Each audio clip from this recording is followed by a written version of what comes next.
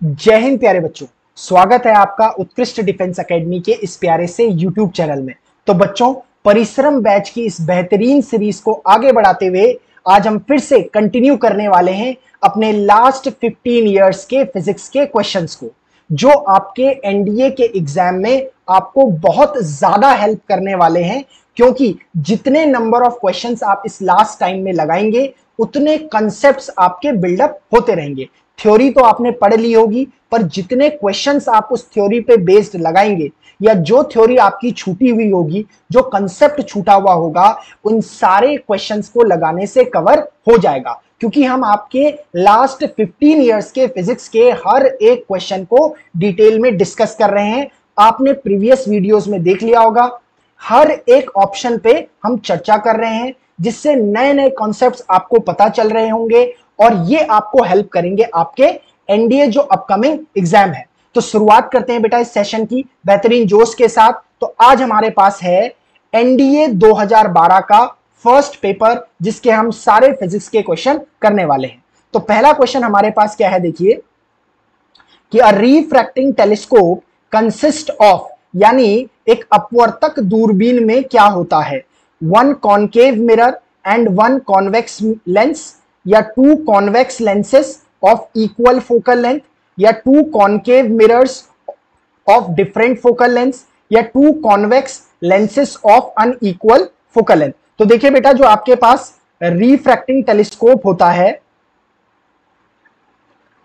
जो refracting telescope होता है, उसके पास आपके दो कॉन्वेक्स लेंसेस होते हैं। कैसे होते हैं? कॉन्वेक्स लेंसेस होते हैं।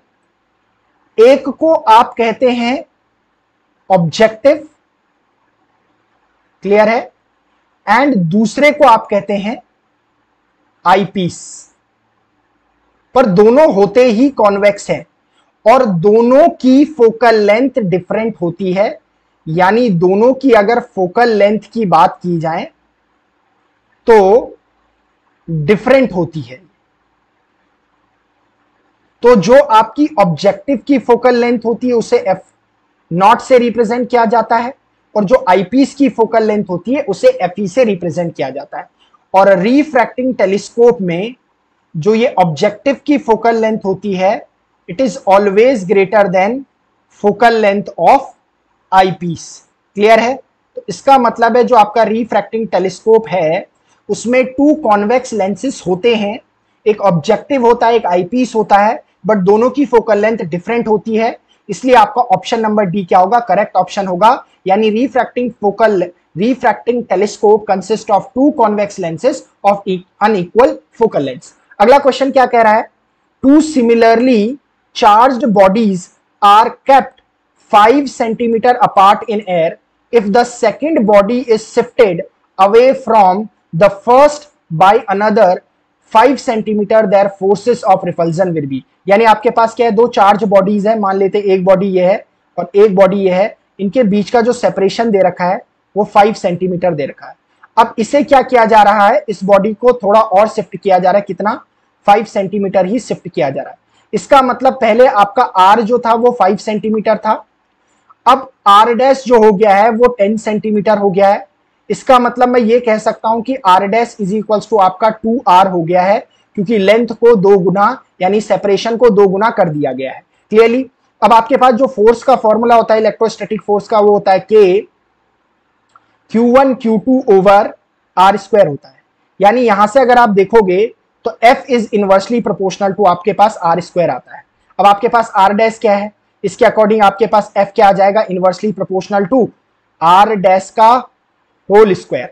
इसका मतलब मैं इसे लिख सकता हूं कि F इज इक्वल्स टू मेरे पास हो जाएगा 2r का होल स्क्वायर, क्योंकि R डैश क्या है? 2r है। इसका मतलब ये हो जाएगा 1/4r, यानी पहले के कंपैरिजन में जो अब आपका नया फोर्स हो जाएगा वो 1/4 हो जाएगा, यानी रिड्यूस्ड टू 1/4 हो जाएगा। क्लियरली? यानी 1/4 हो जाएगा। क्लियर है? अगले क्वेश्चन पर चलते हैं। अगला क्वेश्चन क्या पूछ रहा है? A glass of water does not turn into ice as it reaches to 0 degree Celsius, it is because. यानी आपके पास क्या है, एक ग्लास ऑफ वाटर है और उसका टेम्परेचर 0 डिग्री सेल्सियस हो जा रहा है, लेकिन वाटर आपका अब आइस में कन्वर्ट नहीं होता है, जबकि 0 डिग्री सेल्सियस पर आपका वाटर क्या होता है, आइस हो जाता है। क्लियर है? ऐसा क्यों नहीं हुआ होगा? क्योंकि जब 0 डिग्री सेल्सियस पर पहुंचा होगा तो उसके बाद हीट प्रोवाइड करनी पड़ती है। जब हीट प्रोवाइड होती है सब्सटेंस को, जिसे कहते हैं लेटेंट हीट ऑफ आइस कहते हैं जिसे, जब ये हीट दी जाती है सब्सटेंस को तो सब्सटेंस का टेम्परेचर नहीं बढ़ता है, यानी आपका जो टेम्परेचर है वो 0 डिग्री सेल्सियस ही रहता है। लेकिन जब आप हीट देते हो तो टेम्परेचर कांस्टेंट रहता है, लेकिन वही हीट किस में यूटिलाइज हो रही होती है, आपके फॉर्म को चेंज करने में, यानी आपके वाटर से आइस बनने के लिए वही हीट यूज होती है। क्लियर है? इसीलिए इसका आंसर क्या हो जाएगा, a certain amount of heat must be supplied to the glass of water to as to solidify. क्योंकि आपका क्या किया जा रहा है, वाटर को 0 डिग्री सेल्सियस पर ही है वो, लेकिन आइस में कन्वर्ट नहीं हो रहा है, क्योंकि जब आप एक्स्ट्रा हीट देंगे तभी उसका स्टेट चेंज होगी। स्टेट 0 डिग्री सेल्सियस से नहीं, हीट एक्स्ट्रा देने पर होगी, लेकिन टेम्परेचर फिर भी 0 डिग्री सेल्सियस ही रहेगा, टेम्परेचर चेंज नहीं होता है, जिसे लेटेंट हीट ऑफ आइस कहते हैं। ऑप्शन नंबर बी इसका करेक्ट आंसर होगा। अगला क्वेश्चन है कि the main power supply of India is 220 volt, whereas that in US is 120 volt. Which among the following statement in this regard is correct? यानी भारत में मुख्य विद्युत प्रदाय 220 वोल्ट पर होता है, जबकि यूनाइटेड स्टेट्स में 110 वोल्ट पर होता है। इस संबंध में निम्नलिखित में से कौन सा एक सही कथन है? ठीक है, 110 volt is safer but more expensive to maintain, 110 volt is safer and cheaper to maintain, 110 volt leads to lower power supply, या 110 volt works better as higher latitudes. ठीक हो गया? देखिए, अब जो पावर लॉस का फॉर्मूला होता है ना, अगर आप देखेंगे तो जो पावर लॉस का फॉर्मूला होता है वो होता है आई स्क्वायर आर, और जो पावर का फॉर्मूला होता है वो होता है वी आई। अगर मैं यहां से आई निकाल दूं तो आई इज इक्वल्स टू मेरे पास क्या आ जाएगा, पी अपॉन वी आ जाएगा। यानी यहां से जो पावर लॉस का फॉर्मूला मेरे पास आ जाएगा वो आ जाएगा, मैं आई की जगह क्या रख दूंगा, पी अपॉन वी रख दूंगा, तो आ जाएगा p square upon v square आ जाएगा मेरे पास, इंटू आर। अब क्या कहते हैं, सेम ट्रांसमिशन के लिए, सेम ट्रांसमिशन के लिए फॉर सेम कंडक्टर जो P एंड R होते हैं वो कांस्टेंट होते हैं। इसका मतलब है जो पावर लॉस है वो inversely proportional to V square है, यानी पावर लॉस वोल्टेज के इनवर्सली प्रोपोर्शनल है। वोल्टेज जितनी ज्यादा होगी पावर लॉस उतना ही कम होगा। इसका मतलब है कि आपका उतना ही कम खर्चा होगा, लेकिन वोल्टेज जितनी कम होगी पावर लॉस उतना ही ज्यादा होगा, और पावर लॉस जितना ज्यादा होगा उसका मतलब है कि आपके एक्सपेंसेस यानी खर्चे भी उतने ज्यादा ही होंगे मेंटेन करने को। क्लियर है? तो देखिए आपकी, अब यहां लिखा हुआ है कि 110 वोल्ट इज सेफर। देखो आपके पास क्या होता है, V is equals to I R होता है, R आपका कांस्टेंट होता है। वोल्टेज जितनी ज्यादा होगी करंट उतनी ही ज्यादा होगी, वोल्टेज जितनी कम होगी उतनी ही करंट कम होगी, यानी सेफ होगी। यानी वोल्टेज जितनी कम उतनी ज्यादा सेफ, पहली चीज, और वोल्टेज जितनी कम उतना ज्यादा आपका पावर सप्लाई और पावर लॉस, और जितना पावर लॉस उतने ज्यादा एक्सपेंसेस। इसका मतलब है 110 वोल्ट क्या आपकी सेफ है, यानी 110 वोल्ट अपेक्षाकृत सुरक्षित है, बट क्या है, बहुत ज्यादा एक्सपेंसिव है, क्योंकि इसमें पावर लॉस बहुत ज्यादा हो रहा है। क्लियर है आपके पास? अगले पे जाते हैं हमारे पास। अब क्या कह रहा है, which one among the following transitions of electron of hydrogen atom emits radiation of shortest wavelength. यानी यहां पर आपको एक हाइड्रोजन एटम के लिए ट्रांजिशन ऑफ इलेक्ट्रॉन्स दे रखे हैं, उसमें आपको बताना है कि इन ट्रांजिशन में जो वेवलेंथ निकलती है वो वेवलेंथ कौन सी शॉर्टेस्ट है। क्लियर है? तो आपके पास वेवलेंथ के लिए एक फॉर्मूला है, 1 upon lambda is equals to R Z square 1 upon N2 square -1/n1²।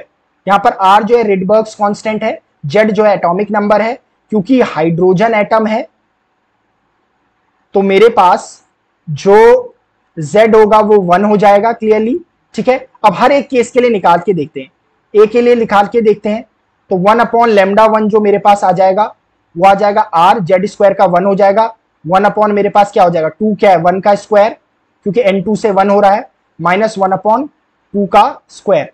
यहां पर जो मेरे पास वैल्यू आ जाएगी वो आ जाएगी मेरे पास ये आ जाएगा 5, कितना आ जाएगा ये मेरे पास 2 2 जार 4 आ जाएगा, इधर 4 आ जाएगा मेरे पास और 1 इधर आ जाएगा, यानी 3 आ जाएगा। क्लियर है, कितना आ जाएगा 3 आपके पास आ जाएगा r अपॉन ये आ जाएगा आपके पास 2 2 जार 4 और ये आ जाएगा 4 आ जाएगा आपके पास। यानी यहां पर से आपके पास मैं अगर देखूं तो इससे मेरे पास जो λ1 है वो 4/3r आ रहा है, और अगर आप इसे कैलकुलेट करोगे तो 3 1 जार 3, फिर 3 3 जार 9, 3 3 जार 9 अपॉन r आ जाएगा। क्लियर है।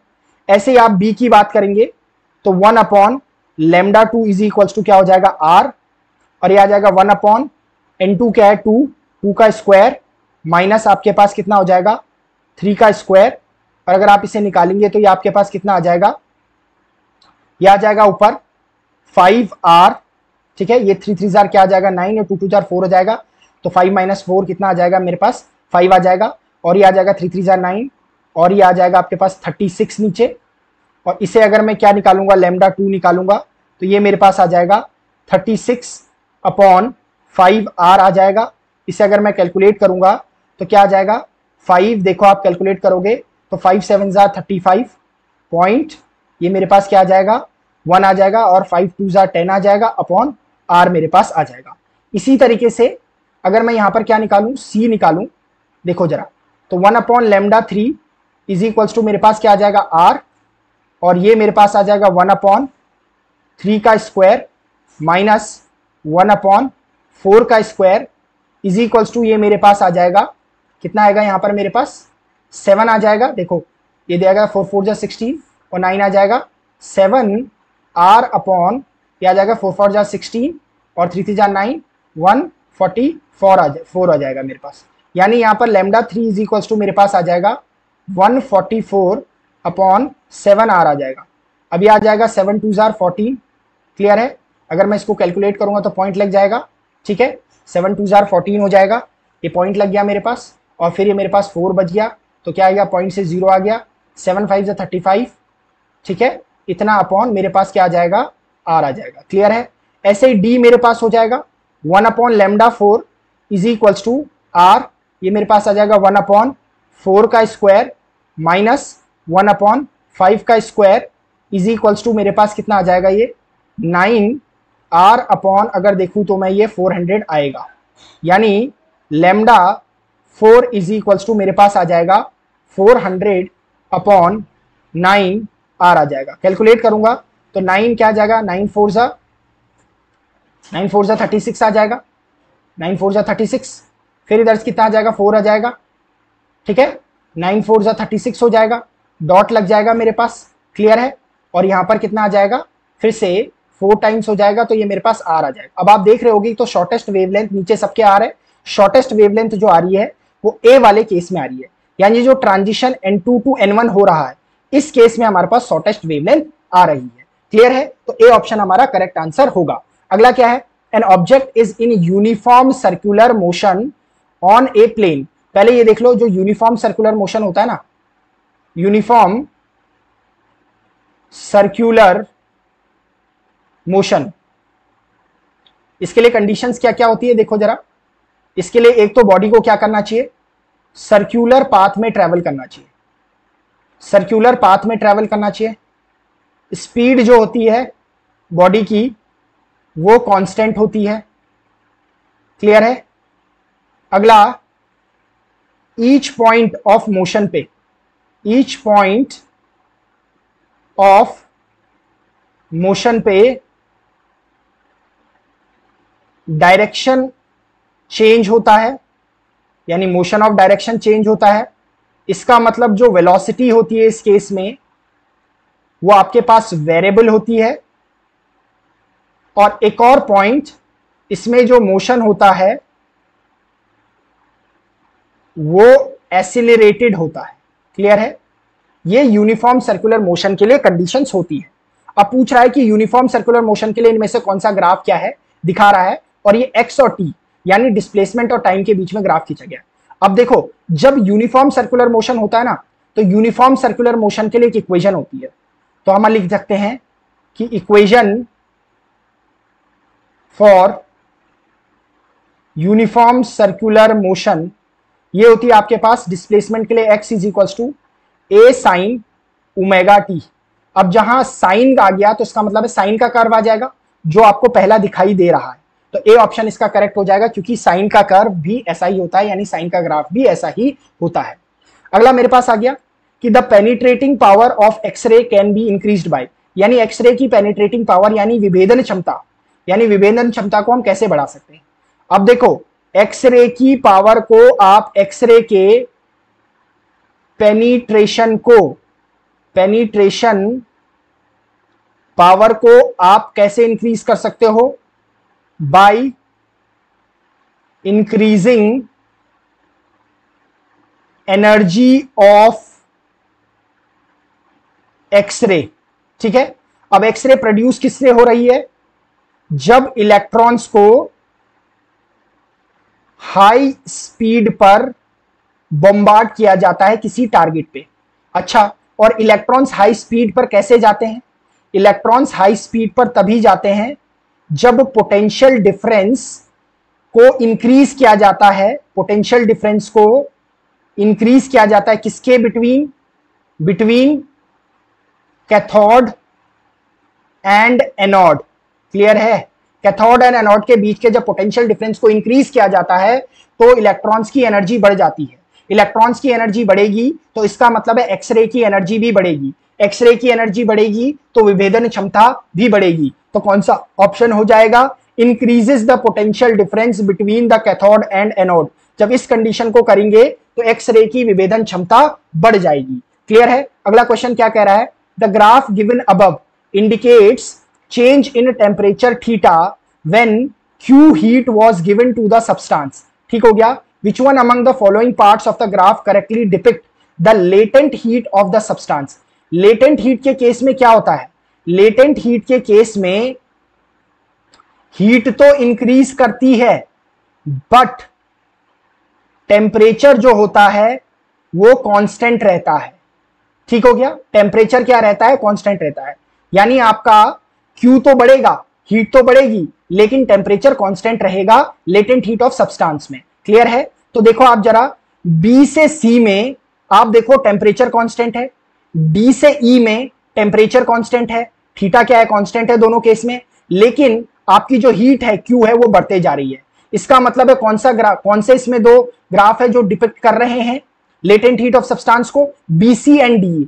BC एंड DE कहीं दिख रहे हैं? यस, ऑप्शन नंबर बी आपका करेक्ट हो जाएगा, क्योंकि जो लेटेंट हीट ऑफ सब्सटेंस होती है उसे देने पर किसी भी सब्सटेंस की स्टेट चेंज होती है, उसकी हीट बढ़ती है लेकिन टेम्परेचर कांस्टेंट रहता है। वही केस यहां पर है। क्लियर है?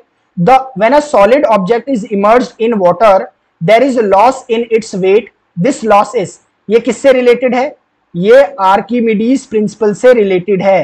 किससे रिलेटेड है, आर्किमिडीज प्रिंसिपल से रिलेटेड है। आर्किमिडीज प्रिंसिपल क्या है, जब किसी ऑब्जेक्ट को पार्शियली या फिर कंप्लीटली किसी फ्लूइड में डुबाया जाता है तो जितना वो फ्लूइड डिस्प्लेस करती है उस फ्लूइड का जो वेट होता है वो जितना अपथ्रस्ट लगा होता है बॉडी पर उसके इक्वल होता है, या हम कहते हैं कि बॉडी के वेट में उतना ही लॉस हुआ होता है जितना की बॉडी ने वाटर डिस्प्लेस या फ्लूइड डिस्प्लेस किया है। क्लियर है? ये हमारे पास आर्किमिडीज प्रिंसिपल है।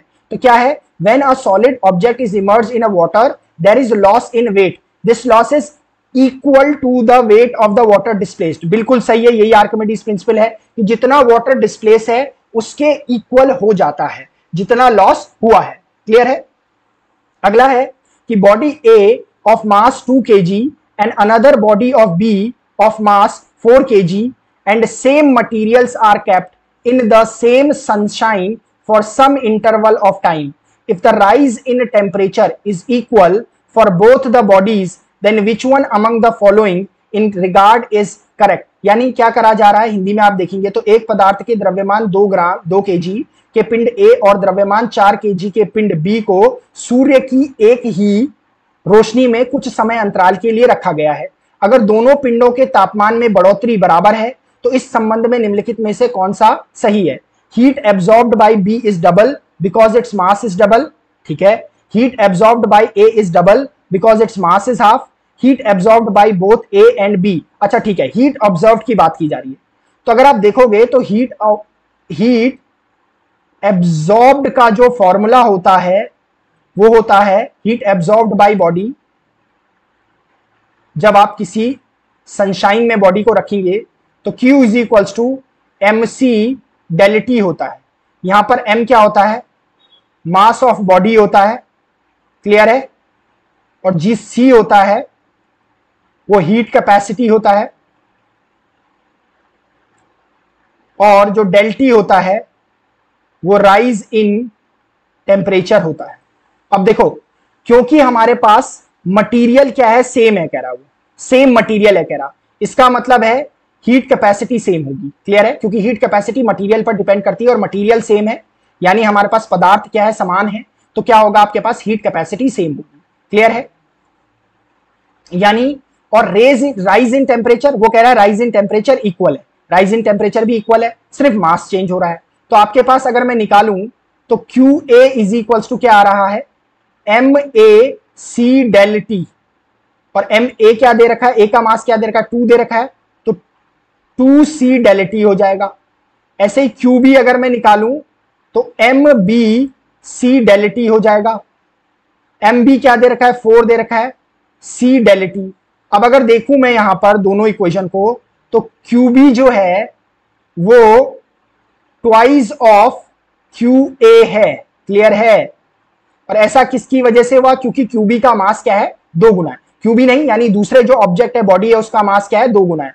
यानी heat absorbed by B is double, बिल्कुल हो रही है, डबल है, because its mass is double. इसका बिल्कुल यही रीजन है, क्योंकि हीट B का देखो, हीट अब्सॉर्ब्ड बाय B क्या आ रही है, डबल आ रही है। ये किस वजह से आ रही है, क्योंकि उसका मास क्या है, पहले के मुकाबले में, यानी पहली बॉडी के कंपैरिजन में डबल है। तो इसका option number A correct answer हो जाएगा। अगला क्वेश्चन क्या है, for a steel boat floating on a lake the weight of the water displaced by boat is. देखो बेटा, अगेन आर्किमिडीज प्रिंसिपल से पूछ लिया है क्वेश्चन, तो वेरी सिंपल, क्या बोल रखा है, less than the weight of the boat, more than the weight of the boat, equal to the weight of the part of the boat which is below the water level of the lake, या equal to the weight of the boat. बिल्कुल सही answer हो जाएगा हमारे पास Archimedes principle से, D equal to the weight of the boat, ठीक है। अगले क्वेश्चन पे जाते हैं, विच one among the following is not produced by sound waves. इनमें से कौन सा साउंड वेव से प्रोड्यूस नहीं होता है।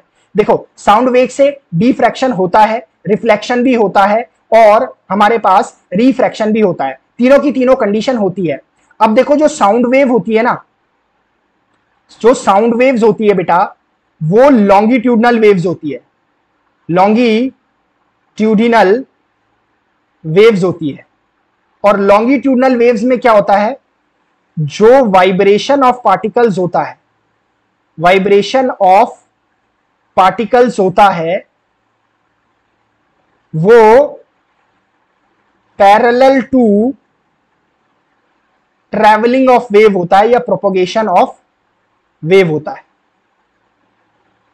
और इसी वजह से longitudinal waves can not be polarised, और जब लॉन्गिट्यूडनल वेव्स पोलराइज्ड ही नहीं हो सकती तो साउंड वेव्स में पोलराइजेशन नहीं हो सकता। इस वजह से ए ऑप्शन इसका करेक्ट है। डिफ्रैक्शन होता है, रिफ्लेक्शन होता है, और रिफ्रैक्शन भी होता है, सिर्फ पोलराइजेशन नहीं होता है, क्योंकि आपकी साउंड वेव्स कैसी हैं, लॉन्गिट्यूडनल वेव्स है, और लॉन्गिट्यूडनल वेव्स में पोलराइजेशन नहीं होता है, क्लियर है। तो ऑप्शन ए आपका करेक्ट आंसर होगा। अगला क्वेश्चन है, a body attached to a spring balance weighs 10 kg on earth, ठीक है, यानी 10 किलो की अर्थ में जब स्प्रिंग बैलेंस से मापा जा रहा है। The body attached to the same spring balance is taken to a planet where gravity is half that of the earth. यानी एक ऐसे प्लेनेट में ले जाया जा रहा है जहां ग्रेविटी यानी गुरुत्वाकर्षण आधा है अर्थ के कंपैरिजन में। द बैलेंस विल रीड, बेटा देखो आपके पास आपको मास दे रखा है, ये जो 10 kg दे रखा है ना अर्थ सरफेस पे, वो मास है। अब आप क्या है कि इसे किसी भी प्लेनेट पे ले जाओ, ग्रेविटी का मास पर, ग्रेविटी मास ग्रेविटी पर डिपेंड तो नहीं करती है। मास क्या होता है हमारे पास? मास होता है अमाउंट ऑफ सब्सटेंस, यानी किसी भी वस्तु में पदार्थ की मात्रा जो होती है वो मास होता है। और मास अगर आप किसी भी प्लेनेट पे ले जाओ, मास तो कभी चेंज नहीं होता है। इसका मतलब 10 kg अगर अर्थ में था तो जहां पर जी की वैल्यू आधी है अर्थ के, वहां पर भी 10 kg ही होगा, लेकिन वेट अलग अलग होगा जी की वजह से, क्योंकि वेट आपके पास क्या है, W g equals to mg होता है। वेट डिपेंड करता है जी की वैल्यू पर मास डिपेंड नहीं करता है जी की वैल्यू पर। इसीलिए मास क्या होगा, ना ही होगा जी की वैल्यू चाहे कुछ भी हो। क्लियर है? अगला क्वेश्चन है the resistance of a wire is 10 ओम। क्या दे रखा है? एक वायर दे रखा है, उसका रेजिस्टेंस कितना दे रखा है? 10 ओम दे रखा है। इट इज स्ट्रेच्ड 10 टाइम्स, 10 गुना उसे लंबा कर दिया गया है। इसका मतलब नई जो लेंथ हो गई है वो आपके पास कितनी दे रखी है? 10L दे रखी है।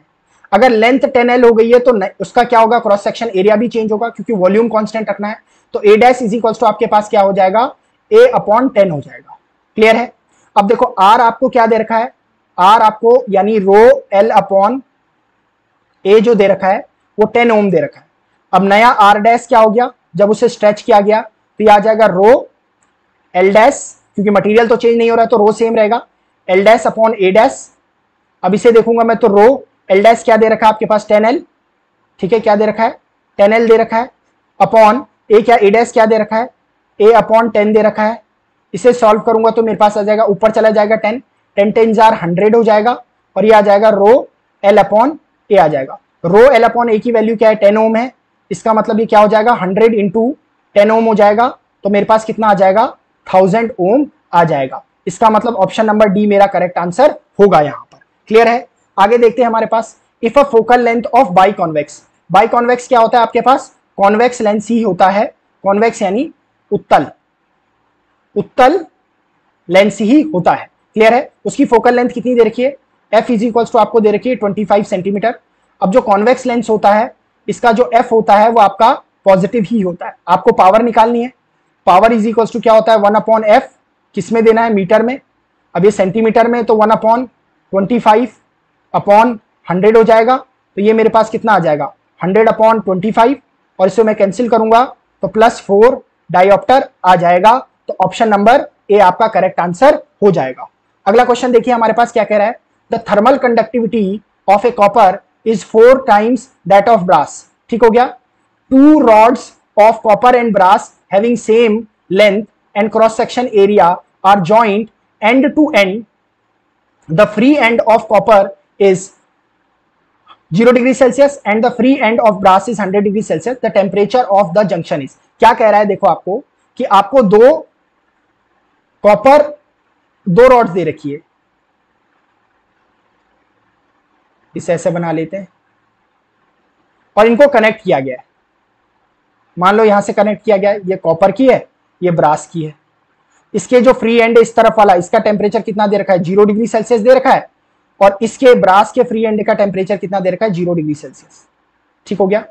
हमें निकालना है इस जंक्शन का। मान लेते हैं इस जंक्शन का टेम्परेचर क्या है? T degree Celsius. क्लियर है? अब क्या दे रखा है? जो थर्मल कंडक्टिविटी दे रखी है कॉपर की वो ब्रास से 4 गुना दे रखी है। मान लेते हैं कि thermal conductivity of brass K है, तो कॉपर की थर्मल कंडक्टिविटी 4K हो जाएगी। अगला क्या दे रखा है? क्रॉस सेक्शन एरिया और लेंथ क्या दे रखी है? सेम दे रखी है। यानी क्रॉस सेक्शन एरिया कॉपर का A ले लेते हैं, इसका क्रॉस सेक्शन एरिया भी A ले लेते हैं ब्रास का। लेंथ क्या दे रखी है? सेम दे रखी है, तो यहां से लेकर यहां तक, और ब्रास की भी लेंथ इक्वल दे रखी है। क्लियर है? अब हमें पता है कि देखो जो रेट ऑफ हीट ट्रांसफर होगा वो दोनों में, आपके पास कॉपर वाले रॉड में और ब्रास वाली रॉड में सेम रेट से होगा। यानी मैं ऐसा कह सकता हूं, del Q over del T of copper is equals to del Q over del T of मेरे पास ब्रास। ये जो del Q over del T होता है, ये होता है KA/L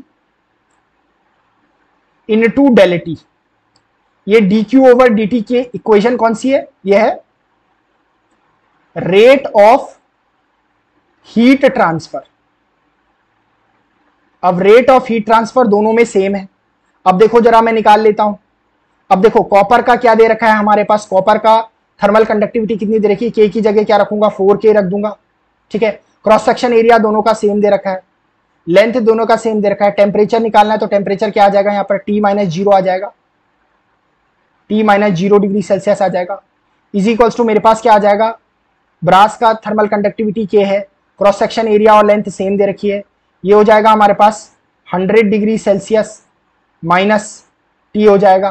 क्लियर है, K/L कैंसिल हो जाएगा, ये हो जाएगा 4T इज इक्वल्स टू मेरे पास क्या हो जाएगा 100 डिग्री माइनस T हो जाएगा। और यहां से अगर मैं सॉल्व करूंगा तो ये हो जाएगा 4T plus T is equals to 100 degree Celsius हो जाएगा। ये हो जाएगा मेरे पास 5T is equals to 100 degree Celsius और T इज इक्वल्स टू मेरे पास 20 डिग्री सेल्सियस आ जाएगा। यानी कौन सा ऑप्शन सही होगा, ऑप्शन नंबर ए सही होगा हमारे पास, यानी 20 डिग्री सेल्सियस आ जाएगा इस जंक्शन का टेम्परेचर। क्लियर है, आगे बढ़ते हैं। देखिए अगला क्या बोल रहा है, the torque of A rectangular coil placed in a uniform magnetic field is large when. देखो जब किसी रेक्टेंगुलर कॉइल को यूनिफॉर्म मैग्नेटिक फील्ड में रखा जाता है तो उसका टॉर्क जो होता है वो होता है M×B। तो इसे लिखा जाता है हमारे पास MB sin थीटा लिखा जाता है। क्लियर है, अब जो M है ये हमारे पास क्या है, मैग्नेटिक डाइपोल मोमेंट है। क्या है, मैग्नेटिक डाइपोल मोमेंट है, ठीक है। चुंबकीय द्विध्रुव आघूर्ण है हमारे पास ये। क्लियर है, यानी हमारे पास M क्या है, M का जो फॉर्मूला होता है वो INA होता है। क्या होता है, INA होता है। तो टाउ इज इक्वल्स टू क्या हो जाएगा M की जगह INAB साइन थीटा हो जाता है। अब देखोगे आप टाउ जो आ रहा है वो N के डायरेक्टली प्रोपोर्शनल आ रहा है और N क्या आपके नंबर ऑफ टर्न्स है, यानी फेरों की संख्या, फेरों की संख्या।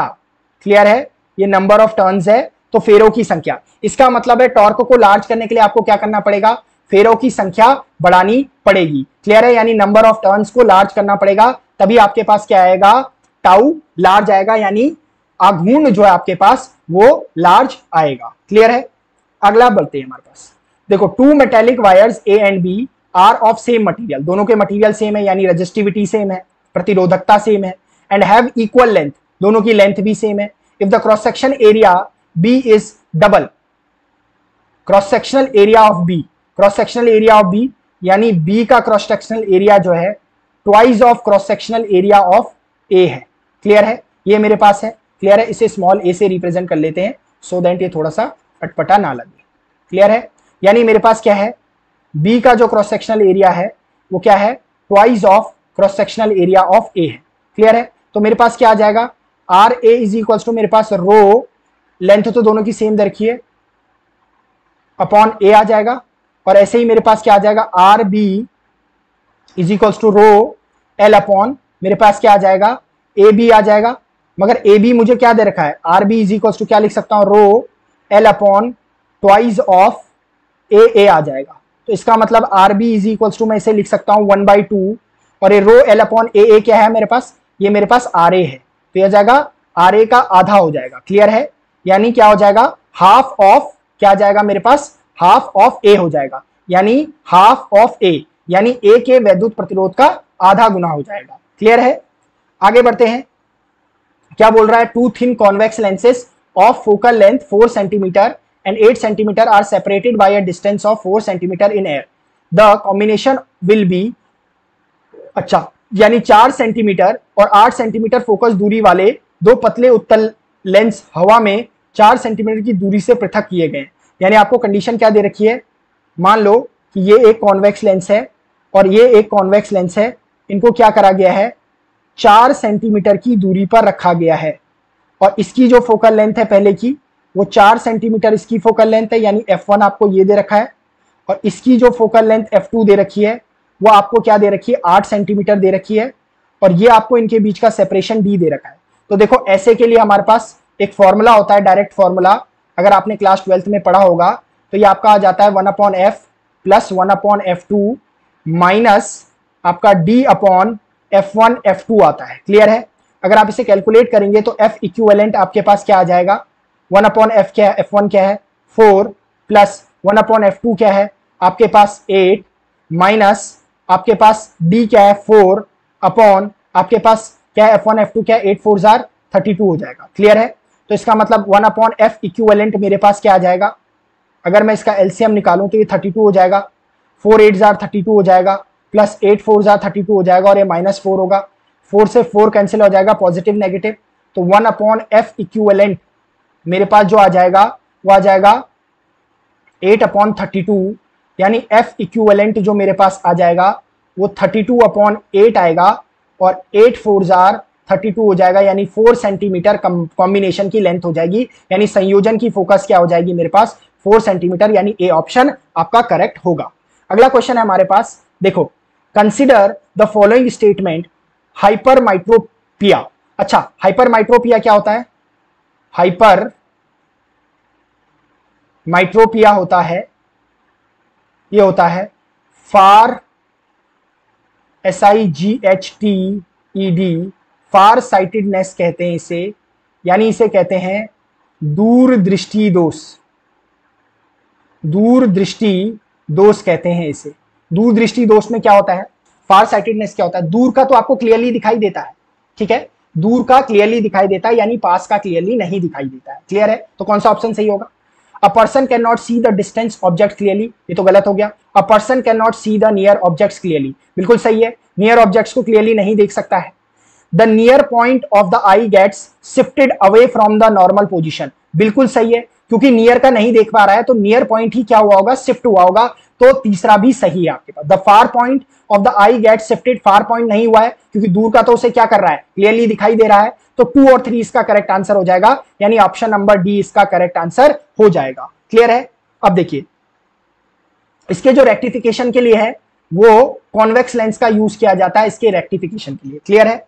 अगला क्वेश्चन मेरे पास है, यानी लास्ट क्वेश्चन है, to obtain the powerful parallel beam of light from a vehicle headlight. अच्छा, व्हीकल हेडलाइट से powerful parallel beam of light, यानी समांतर रेखाएं कैसे बना सकते हैं, कैसे? कॉनकेव मिरर को यूज करके। देखो, ये अगर आपका एक कॉनकेव मिरर है, ठीक है,